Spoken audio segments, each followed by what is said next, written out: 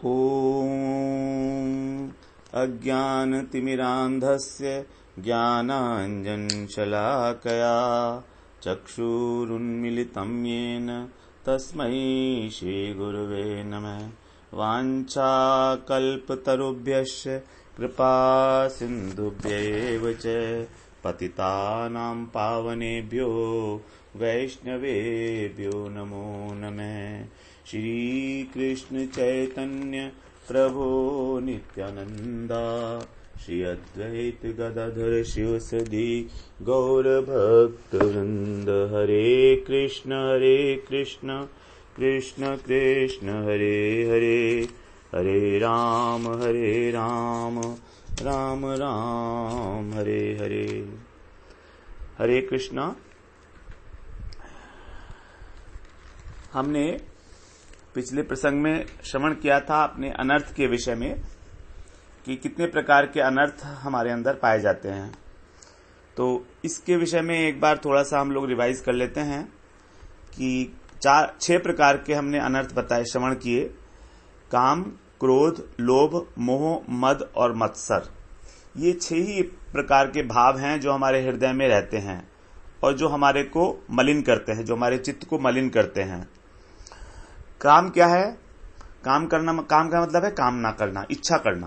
तो इच्छा करना क्या है? मन का स्वभाव है, ये मन की वृत्ति है इच्छा करना। इच्छा को रोक नहीं सकते हैं क्योंकि मन की स्वाभाविक वृत्ति है। तो कामना क्या है? काम को बोलते, जैसे इसको अगर हम समझें तो क्या है कामना? कि जो मैं चाहता हूं वैसा ही हो, ये भी एक काम है।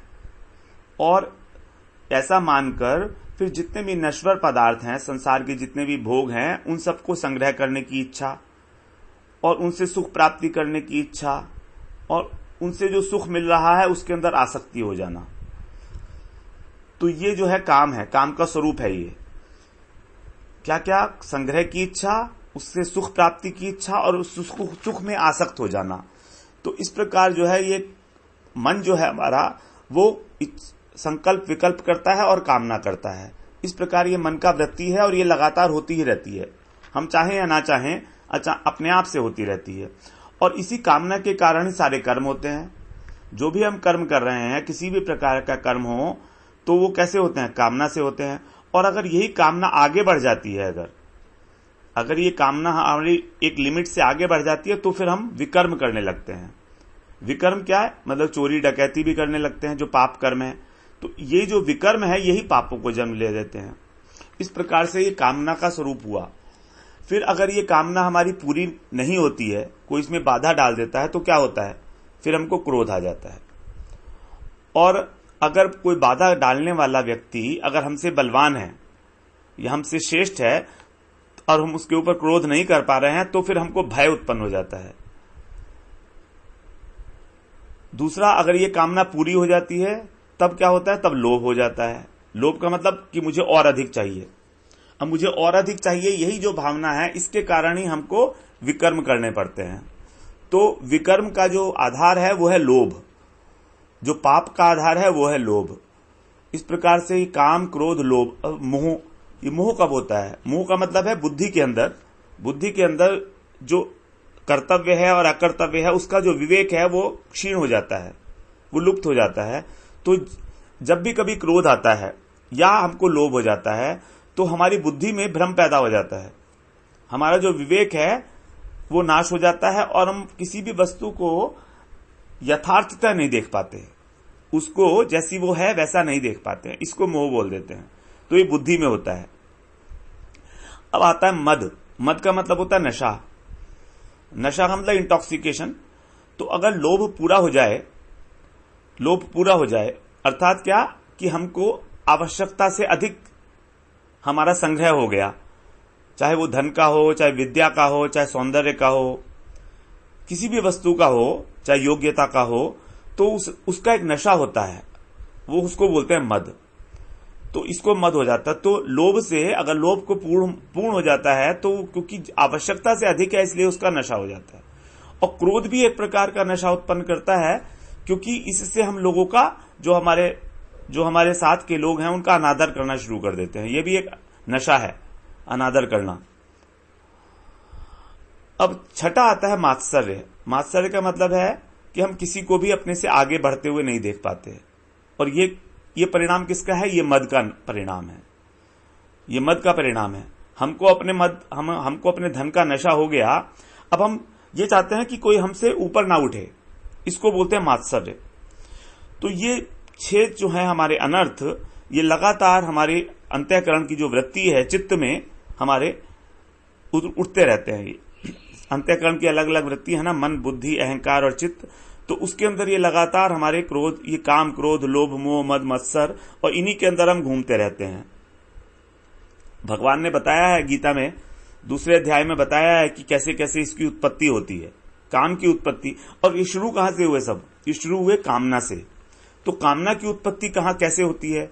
तो उसके वेले बता रहे हैं भगवान, ध्यायतो विषयान् पुंस संगस्तेषोपजायते संगात संजायते कामे कामात् क्रोधो विजायते क्रोधात् भवति सम्मोहः सम्मोहात् स्मृति विभ्रमः स्मृति भ्रंशात् बुद्धिनाशो बुद्धिनाशात् प्रणश्यति।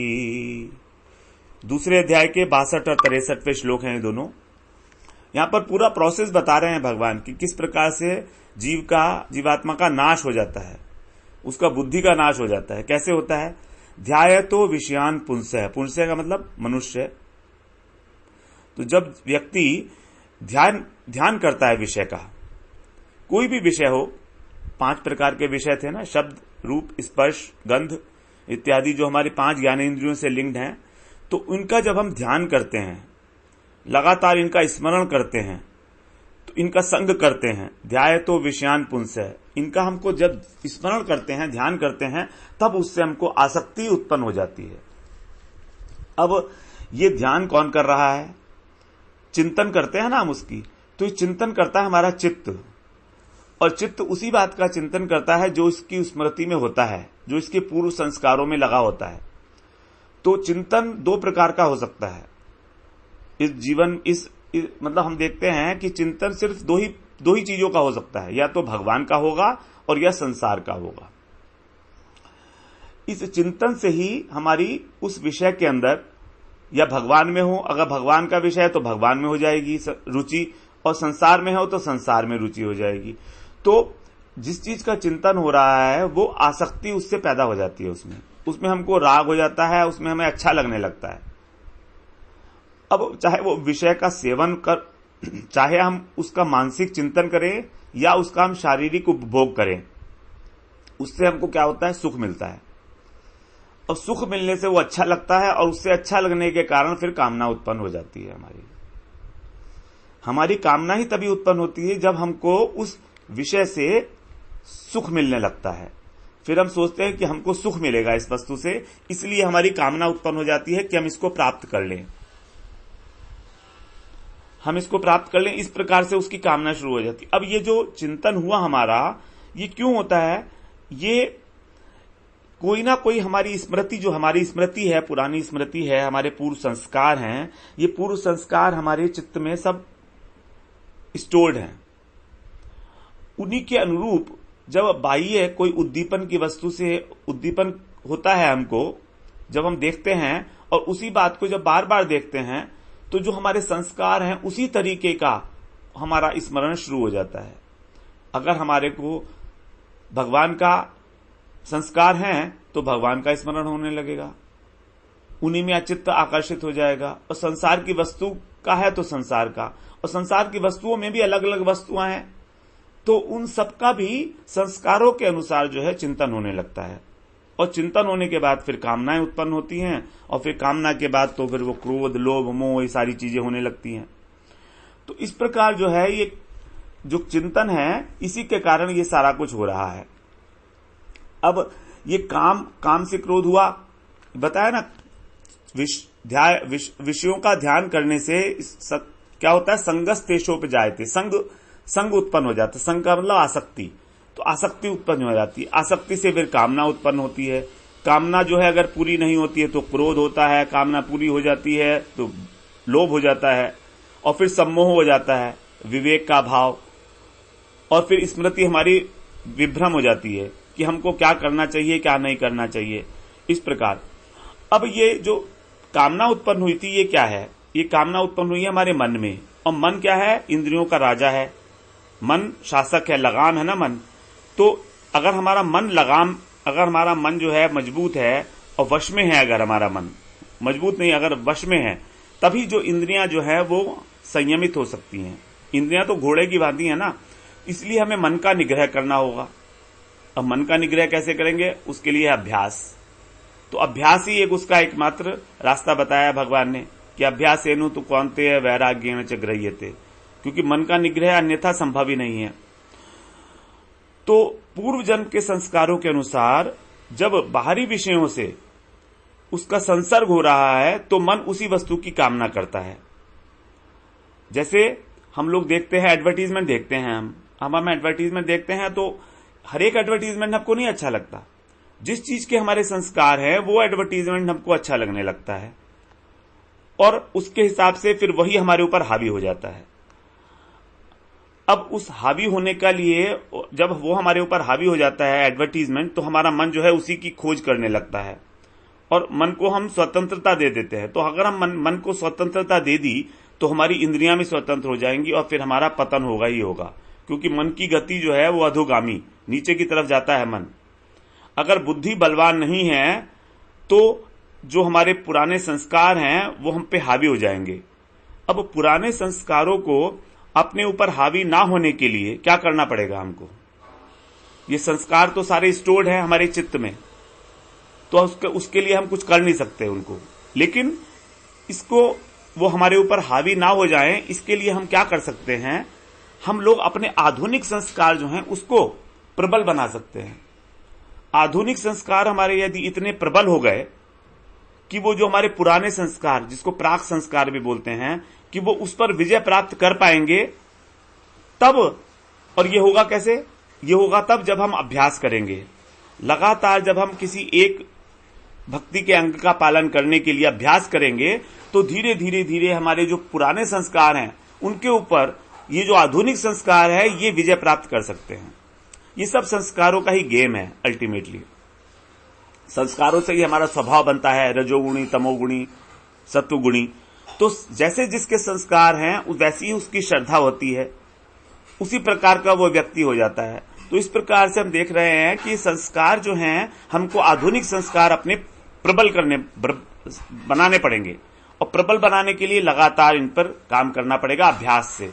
क्योंकि अभ्यास, अगर किसी भी प्रकार से अभ्यास करते करते किसी भी प्रकार अगर हमें भगवान में रस आ जाए, भगवान की किसी बात में, श्रवण करने में, उनकी कीर्तन करने में, तो अगर हमको रस आ जाए, अगर हमको आनंद आ जाएगा तो क्या होगा? फिर ये विषय हमारा पीछा स्वयं छोड़ देंगे।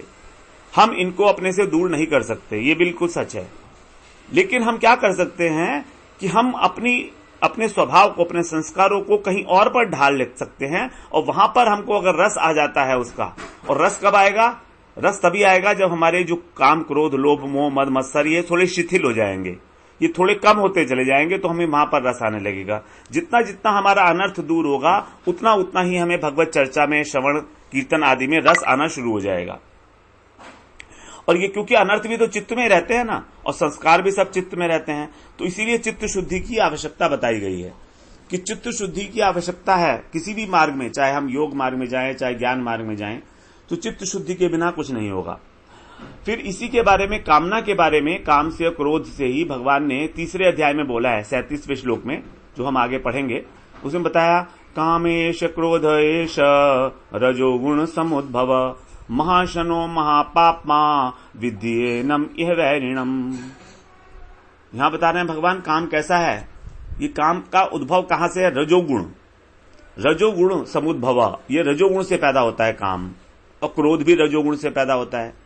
इसी प्रकार जैसे हर एक व्यक्ति की एक प्रकृति होती है, एक स्वभाव होता है, रजोगुणी, सतोगुणी और तमोगुणी।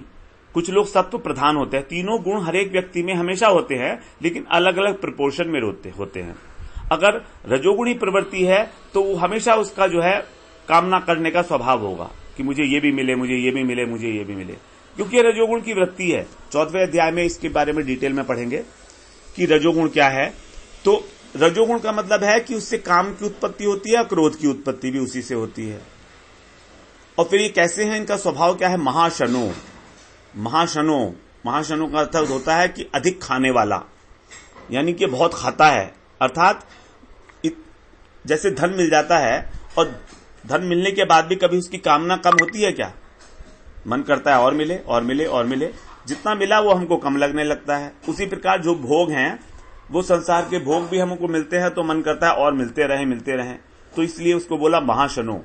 जैसे हम अग्नि के अंदर जब ईंधन डालते हैं तो अग्नि सबको खा जाती है, जितना ईंधन डालेंगे उतनी खा जाएगी। हम सोचे ईंधन से अग्नि बुझ जाएगी, नहीं। इसी प्रकार से जो कामनाएं हैं हमारी, ये लगातार बढ़ती रहती हैं। जितना हम ईंधन डालेंगे उतनी कामनाएं और बढ़ती रहेंगी, इनका कोई अंत नहीं है। कभी कभी हम सोचते हैं कि हमको ये चीज मिल जाएगी, बस इसके आगे और कुछ नहीं चाहिए, लेकिन नहीं, ऐसा होता नहीं है। उसको हमको वो भी चाहिए और उसके बाद में और भी चाहिए। ये है महाशनो। और महापापमा, महापापमा इसलिए बताया क्योंकि अगर कामना पूरी हो गई तो लोभ आएगा, और लोभ आएगा तो हम छल कपट से धन अर्जन करेंगे, कोई भोग की प्राप्ति करना चाहेंगे। और अत्यधिक कामना जब होती है तभी हम जो चोरी डकैती और हिंसा करते हैं। जो विकर्म में प्रवृत्त होते हैं, पापों में जो प्रवृत्त करती है हमको, कौन करती है? अधिक वस्तु को प्राप्त करने की कामना, अत्यधिक कामना। तो यानी कि जो अत्यधिक कामना है, जो हमारी लोभ से हुई है, लोभ हमारा पूरा हो गया, पूरा होता ही नहीं है लोभ कभी, उससे जो है विकर्म में हम प्रवृत्त हो जाते हैं। इसलिए उसको बोला महापापमा, पापी है, महापापी है ये कामना। तो काम और क्रोध दोनों ही ये महापापी हैं और महाशनो, महा खाने वाले हैं। फिर आगे बता रहे हैं, सम्मोहात स्मृति विभ्रम। सम्मोह, मोह जो है ये क्या होता है? ये तमोगुणी है। तमोगुणी का अर्थ होता है, तमोगुणी क्या करता है? तमोगुणी वस्तु को कवर कर लेता है, आवृत कर लेता है, अंधकार में होता है। तमोगुण का मतलब है अंधकार, तो अज्ञान। तो ये हमारा मूड हो जाते हैं हम लोग, और इससे हमारे जो संकल्प हैं, हमने सोचा था, निश्चय किया था कि मैं ऐसा करूंगा, इस तरह से साधन करूंगा, इस तरह से मेरा उद्धार हो जाएगा। मेरी ये प्लानिंग थी कि मैं थोड़ा सा जब एज मेरी बड़ी हो जाएगी या अभी से मैं भगवान का नाम लूंगा, भजन करूंगा। लेकिन कामनाएं जब क्योंकि इतनी तेज हैं हमारी, और उसके कारण जब हमें सम्मोह हो गया, तो ये जो हमारी स्मृति थी, जो हमारे संकल्प थे, ये सारे के सारे नष्ट हो जाते हैं, क्रैश हो जाता है। जैसे हार्ड डिस्क होती है ना, वो क्रैश हो जाती है। क्योंकि स्मृति क्या है? स्मृति बेसिकली स्टोर हाउस है चित्त में। तो अगर स्मृति नष्ट हो गई है वाली, जो हमारे सत्संकल्प थे, तो हमारी बुद्धि नाश हो जाती है फिर। और फिर क्या होता है कि ये सारी वृत्तियां उदय हो जाती हैं जब, उस प्रकार से हमारा पूरा पतन कर देती हैं। ये हमें कहीं का भी नहीं छोड़ती। और इन सब बातों को करने में कोई बहुत टाइम नहीं लगता है। जैसे हमने अभी इसको डिस्कस किया, इसकी चर्चा की, और चर्चा करने में हमको 10-15 मिनट लग गए। लेकिन क्या ये सब जो काम होगा 10-15 मिनट में होगा? नहीं, ये तत्काल होगा, एकदम होगा। जैसे ही कामना उत्पन्न हुई, किसी ने उसमें रोड़ा अटकाया, क्रोध आया, बुद्धि में संभ्रम हुआ, स्मृति नाश हुई, सब खत्म, क्रैश इमीडिएटली। और फिर क्या होता है? तत्काल पतन होता है, तत्काल प्रणश्यति, पूर्ण रूप से उसको तत्काल जो है बिजली के करंट की तरीके से ये सारा काम अचानक से सब हो जाता है। इसीलिए हमारे को क्या करना है, अपने को, हमारे को आधुनिक संस्कार जो हैं, हमारे भजन के जो अंग हैं, उनको आधुनिक संस्कार, चाहे मन लगे या ना लगे, मन लगे या ना, मन नहीं लगता है, मन कहां लगेगा किसी का? मन कैसे लग जाएगा जब मन को आदत ही नहीं है? लेकिन मन धीरे धीरे मानेगा, अभ्यास से धीरे धीरे होगा सब कुछ। तो परमार्थ में किसी प्रकार का किसी को भी मन नहीं लगता है अभी, ना किसी को आनंद आता है। लेकिन तो भी क्योंकि हमें अपने आधुनिक संस्कार बनाते हैं, कम से कम इस जन्म में नहीं तो अगले जन्म में ही सही, कभी तो हमारा चित्त शुद्ध हो, कभी तो हमारा भगवान में मन लगे, कभी तो हम इन शत्रुओं के ऊपर विजय पा पाएं। वरना ये हमको ऐसे भटकाते रहेंगे इस जन्म मृत्यु के चक्र में।